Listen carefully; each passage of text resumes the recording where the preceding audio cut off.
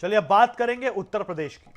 मुख्यमंत्री योगी आदित्यनाथ ने जापान के यामानाशी प्रांत में आयोजित रोड शो कार्यक्रम में हिस्सा लिया। सभा को संबोधित करते हुए सीएम योगी ने कहा कि जैसे प्रकृति की विशेष कृपा यामानाशी पर है, वैसे ही उत्तर प्रदेश भारत की सबसे उर्वरा भूमि, सर्वाधिक जल संसाधन और समृद्ध सांस्कृतिक आध्यात्मिक विरासत की धरोहर है। इसके अलावा उन्होंने कहा कि पीएम मोदी के नेतृत्व में प्रदेश ने 9 वर्षों में प्रति व्यक्ति आय और अर्थव्यवस्था को 3 गुना किया है। दिसंबर 2024 में यामानाशी के राज्यपाल की उत्तर प्रदेश यात्रा के बाद ग्रीन हाइड्रोजन तकनीक को लेकर दोनों राज्यों के बीच ऐतिहासिक समझौता ज्ञापन पर हस्ताक्षर हुए, जिससे भारत जापान संबंध और मजबूत होंगे। हमने उत्तर प्रदेश की प्रति व्यक्ति आय को 3 गुना करने में, वहां की अर्थव्यवस्था को 3 गुना करने में सफलता प्राप्त की।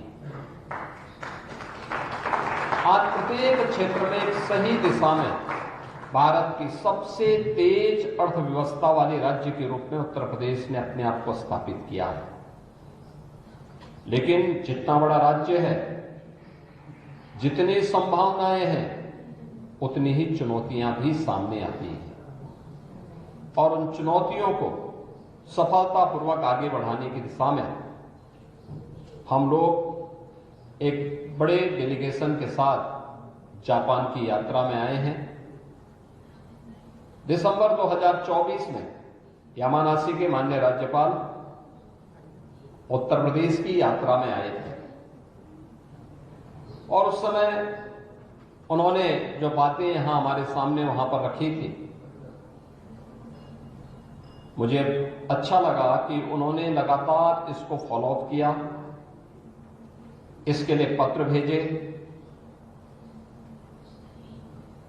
इस पहल को आगे बढ़ाने के लिए उन्होंने यहां के उपराज्यपाल महोदय को भी उत्तर प्रदेश की यात्रा पर भेजा। उत्तर प्रदेश का एक उच्च स्तरीय प्रतिनिधिमंडल, बिजनेस डेलीगेशन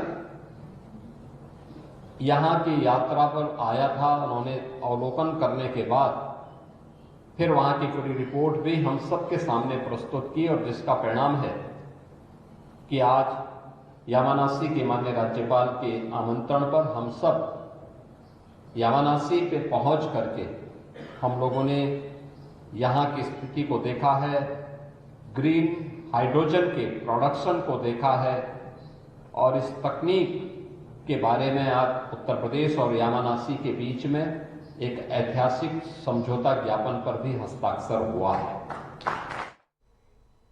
देश भर में इस बार होली पर चंद्र ग्रहण लगेगा। चंद्र ग्रहण के कारण ही होलिका के एक दिन बाद होली खेली जाएगी। 2 मार्च को रात्रि 12:50 के बाद होलिका जलाई जाएगी। बाबा विश्वनाथ को अबीर गुलाल और विशेष भोग अर्पित किया जाएगा। काशी के सुप्रसिद्ध ज्योतिषाचार्य पंडित पवन त्रिपाठी ने बताया कि 27 फरवरी को काशी में रंग भरी एकादशी मनाई जाएगी। होलिका पर लकड़ी चुराकर लाने का उल्लेख भी शास्त्रों में है।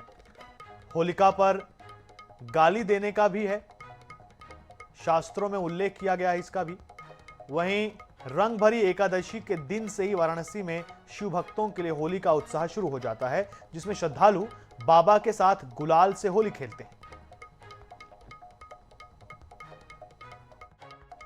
तो देखिए, चंद्र ग्रहण के कारण होलिका के एक दिन बाद होली खेली जाएगी।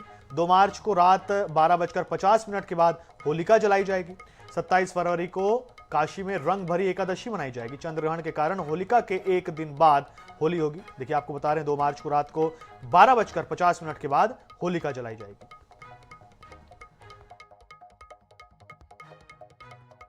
2 तारीख को शाम को 5:18 पर भद्रा ये पूर्णिमा लग रही है, जिसके कारण से 2 तारीख को रात्र में भद्रा ये होलिका जलाई जाएगी, यह निर्णय। लेकिन उसी समय भद्रा भी लगा हुआ है। भद्रा में होलिका दाह नहीं होता है, लेकिन धर्मशास्त्र का वचन है कि भद्रा पक्ष में हम होलिका दाह कर सकते हैं। 4 तारीख को प्रातःकाल प्रतिपदा प्राप्त हो रही है।